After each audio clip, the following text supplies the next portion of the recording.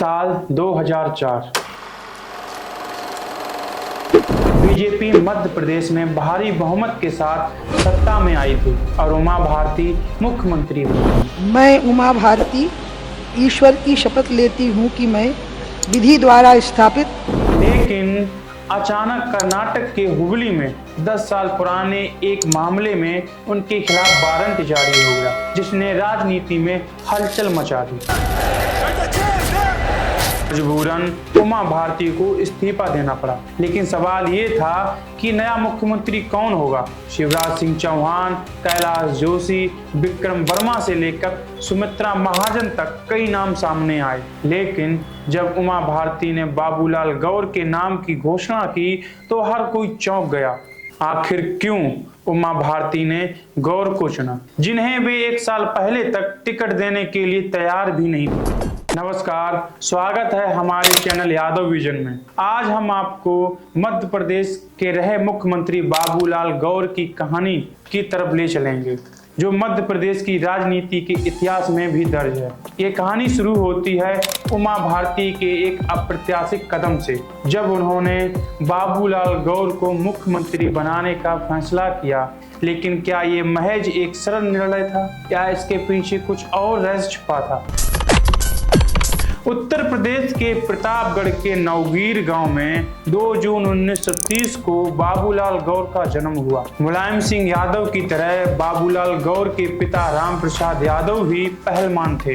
बाबूलाल गौर का असली नाम बाबूलाल यादव था। जब वह स्कूल में पढ़ते थे, उनकी क्लास में 2 बाबूलाल यादव थे।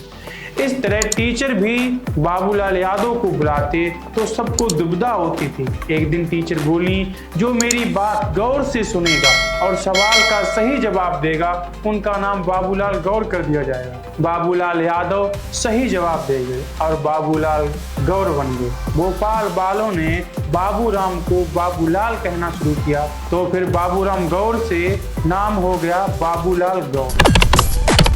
रोजी रोटी कमाने के लिए वे अपना गांव छोड़ मध्य प्रदेश की राजधानी भोपाल आ गए। यहाँ आए तो शराब कंपनी में नौकरी मिली और जीवन चल पड़ा, लेकिन उनकी किस्मत में तो नेता बनना लिखा था। ऐसे में आखिर कब तक शराब कंपनी में रहते। 1946 में महज 16 साल की उम्र में उन्होंने आरएसएस की शाखाओं में जाना शुरू कर दिया। आपातकाल के दौरान 19 महीने जेल में भी काटे। वे जनसंघ संपर्क में आए और 1974 में पहली बार भोपाल दक्षिण विधानसभा क्षेत्र से विधायक चुने गए। साल 2004 में बाबूलाल गौर के जीवन में एक बड़ा बदलाव हुआ। साल 2003 में जब उमा भारती मध्य प्रदेश की मुख्यमंत्री बनी, उनके 1 साल बाद ही कर्नाटक की हुबली की अदालत की ओर से 10 साल पुराने मामले में उनके खिलाफ वारंट जारी हो गया। ऐसे में उमा भारती को अपने पद से इस्तीफा देना पड़ा। उस समय उमा भारती ने बाबूलाल गौर को सीएम बनाया। उमा भारती जानती थी कि बाबूलाल गौर कमजोर हैं, प्रदेश भर में आधार नहीं रखते हैं। उमा के लिए वापसी करना आसान होगा, क्योंकि वे पिछड़ा वर्ग से आते हैं, जात से यादव हैं। और इन सब के बाद भी उमा भारती ने एक भावुकता पूर्वक तमाशा भी किया। उन्होंने हाथों में गंगा जल रखकर कसम दिलाई कि जब भी वे यानी उमा भारती कहेंगी तो गौर को सीएम की कुर्सी छोड़नी पड़ेगी।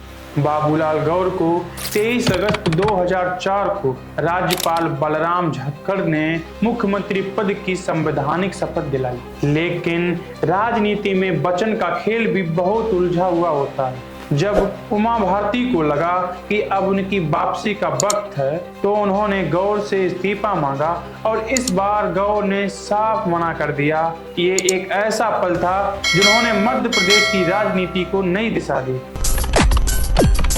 बाबूलाल अफसरशाही के जरिए बढ़िया सरकार चलाना चाहते थे। केंद्र से ज्यादा पैसा लेकर राज्य में लगाना चाहते थे। उद्योगपति आते तो वह खुद उनसे मिलने पहुंच जाते। लेकिन पर्सनल ग्राउंड पर बाबूलाल गौर के लिए सब कुछ अच्छा नहीं था। सियासत है तो संभावनाएं हैं और मुश्किलें भी। बाबूलाल की मुश्किलें भी शुरू हो चुकी थीं। बाबूलाल गौर की 2 बेटियां और 1 बेटा था। उनके मुख्यमंत्री बने महज 3 ही महीने हुए थे कि बेटे पुरुषोत्तम गौर की हार्ट अटैक से मौत हो गई। बेटे की अंत्येष्टि के बाद बाबूलाल घर नहीं लौटे। एक ट्रेन हादसे में मारे गए लोगों के घर सांत्वना देने चले गए। कुछ दिनों बाद उन्होंने बेटे की पत्नी कृष्णा गौर को पर्यटन निगम का अध्यक्ष बना दिया। पार्टी में ही एक तबके ने इसका विरोध किया। 13 दिनों बाद ही पद से इस्तीफा देना पड़ा। मध्य प्रदेश के इतिहास में कम ही हुआ है कि मुख्यमंत्री 5 साल पूरे दिखाए। बाबूलाल गौर भी उसी का शिकार हुए। उमा भारती तो पहले ही पार्टी से बगावत कर चुकी थी। ऐसे में अखबारों में अचानक विदिशा के सांसद शिवराज सिंह चौहान का नाम आने लगा। वह विधानसभा जाते हेतु अखबारों में तस्वीरें छपती।